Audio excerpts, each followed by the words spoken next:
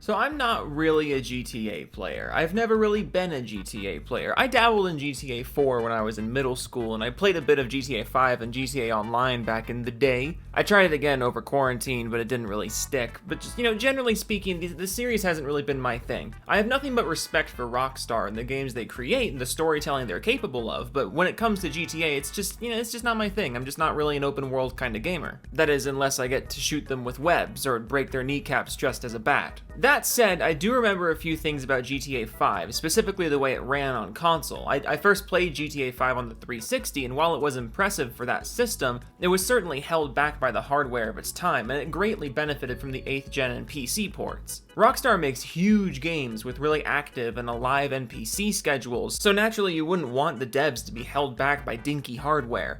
That is, unless you're a game journalist who just wants to take pot shots at Rockstar any chance they get. Rockstar has this really weird relationship with the gaming news media where they're either ripped apart for anything they do, or they're just mindlessly praised for anything they do. Which isn't surprising nowadays, since most game journalists are just ideologues, and most game journalist content is just op-ed pieces disguised as news. But at least now we know how the people over at comicbook.com feel about this company. Because when I go to a website called comicbook.com, the first thing I want to hear about is just how awful Rockstar is.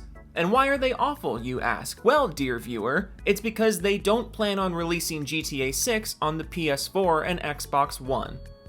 That's why they're awful. This is the most obnoxious thing I've ever experienced in my life. Actively campaigning for gaming to be held back for the sake of consoles that launched 10 years ago is a pretty hard sell if you're trying to get people to take you seriously.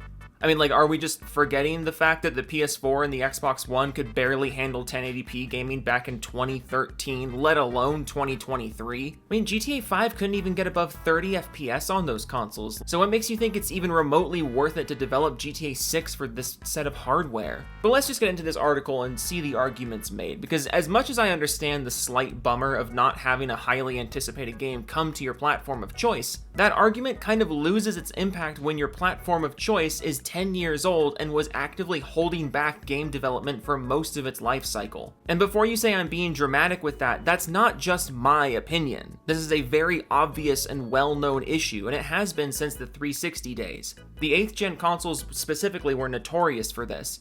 They were underpowered for modern HD gaming, and yet major publishers were still demanding they be supported, because that's just the industry we live in today. If only everyone could have had the self-awareness that Nintendo did back in the 8th gen and just tap out halfway through for the betterment of literally everyone. But I'm getting a little off topic, so let's reel it back in and just go through this article, because it is terrible. Alright, here we go. GTA 6 could be unavailable to millions of players when it releases, by Tyler Fisher. And Fisher is spelled with way too many letters. Grand Theft Auto fans have been waiting for GTA 6 for a long time. In fact, the wait for some began not long after GTA 5 was released, all the way back in 2013 during the PS3 and Xbox 360 generations. Since then, an entire generation, the PS4 and Xbox One generation, has passed, and we are closing in on the halfway point of the PS5 and Xbox Series XS generation. Yet there's still no sign of GTA 6.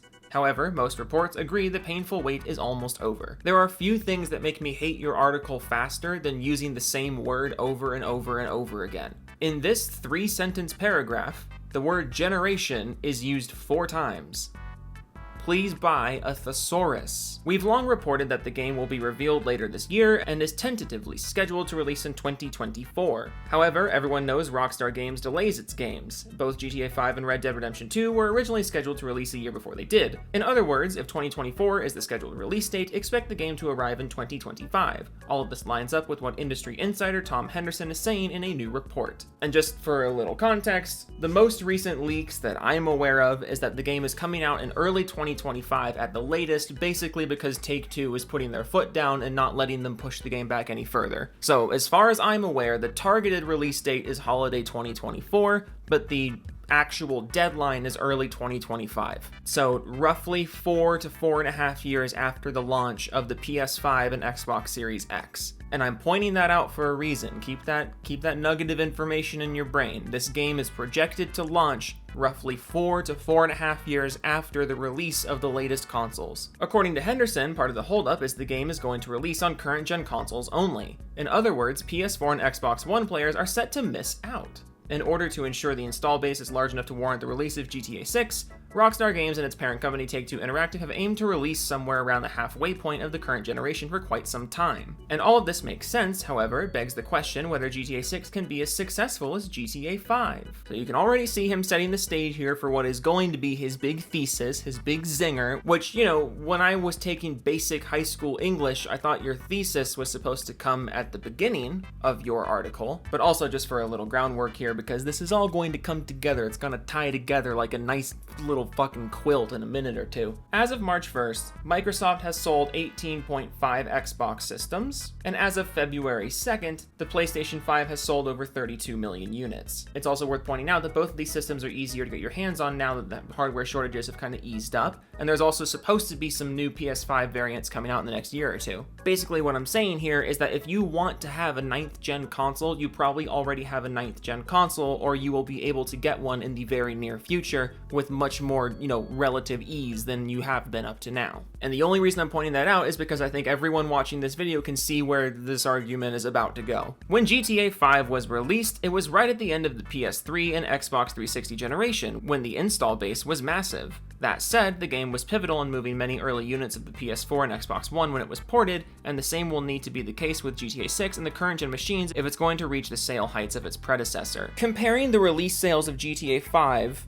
to the potential release sales of GTA 6 is kind of unfair, because it's just a completely different situation. A more accurate comparison here would be GTA 6 to GTA 4. GTA 4 launched, I think a year or two after its console generation started, and it still sold tremendously. Also, you seem to be like holding on to this idea that people are still like en masse using the 8th generation consoles over the 9th gen. And while I don't have any hard numbers as to like how many PS4 versus PS5 gamers are there right now, I can confidently say that over 80% of God of War Ragnarok sales were on the PS5 instead of the PS4. So this idea that the game is going to be like rampantly held back in the sales department because it's not going to be released on the PS4 and Xbox One, again, even by your estimations, by the estimations you're using, the game is still like a year and a half to 2 years out. So if console gamers are already pretty universally moving on to the 9th generation, what makes you think this is going to be even remotely an issue by the time the game comes out? For most, the game being current gen only isn't that big of a deal. Oh, but let's write the article anyways and title it, GTA 6 could be unavailable to millions of players when it releases. Surely you didn't just want to take cheap shots at Rockstar with a zingy title and then make the article backwards from there. Oh dear me no, we could never have that little of integrity at comicbook.com. If you don't already own a PS5 or Xbox Series XS, you still have a couple years to secure one. However, those in smaller and developing markets around the world, this is bad news, as it means they are likely going to miss out on the game at its release and until PS5 and Xbox Series XS are both more readily available in their respective region. So what are you proposing? Do you think Rockstar should just sit on their hands until the console is more available? Do you think Rockstar should be porting this game to 8th gen and probably completely ruin the experience of the game that they're making? Also, I want to point out that this is the end of the article. Like, that's his conclusion. The article ends right there. He mentions that the game is not coming to 8th gen. He points out that a bunch of people, oh no, a bunch of people aren't going to be able to play it. And then the article just ends. Tyler, my guy, this is not news. This is you simply trying to clickbait, and it's really obnoxious. Think of all the stuff that he said in this article, and then compare it to this title. GTA 6 could be unavailable to millions of gamers. Okay, well, what about the people who still have a PS2?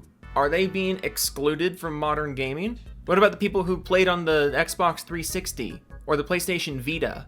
Are they being excluded from modern gaming? This argument is ridiculous. To even suggest that Rockstar is doing something wrong by not making this game for the Xbox One and PS4, which again were garbage consoles from the start, to even suggest that this is a bad thing is ridiculous, especially when the game's not even out for another year and a half at the least. The PS5 has already sold over 30 million units, and the Xbox is on its way to 20, assuming it hasn't passed 20 by now. That's over 50 million potential customers for this game that's still not out for another year and a half. GTA 5 sold about 11 million units in its first day. 11 million units, that's incredibly impressive. And that was just on the 360 and PS3. Two systems that topped out at, what, 75, 76 million units total at the end of their life cycle? But again, if you want to use a closer comparison, the comparison that I brought up earlier, comparing GTA 5 to GTA 6 in terms of sales is a bit unfair, because again, like you pointed out, it's the end of a console generation. So it's probably a bit more fair to compare the sales to GTA 4, a game that came out roughly 2 years after the launch of the most recent consoles. That game sold over 6 million units in its first week, which was way above expectations. I really hate this thing that a lot of modern gamers and modern game critics do, where they completely misunderstand how much money is in a certain amount of sales for a game. Going back to God of War Ragnarok, that was Sony's biggest first-party release of all time,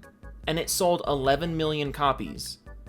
11 million. So if 11 million copies is a giant, landmark success, and again, 82% of that game's sales were on the PS5, do you understand why I'm pushing you so hard on this? In case I'm not being clear, this article is completely fucking pointless, and it's just another game journalist trying to make an article out of a headline that they thought up.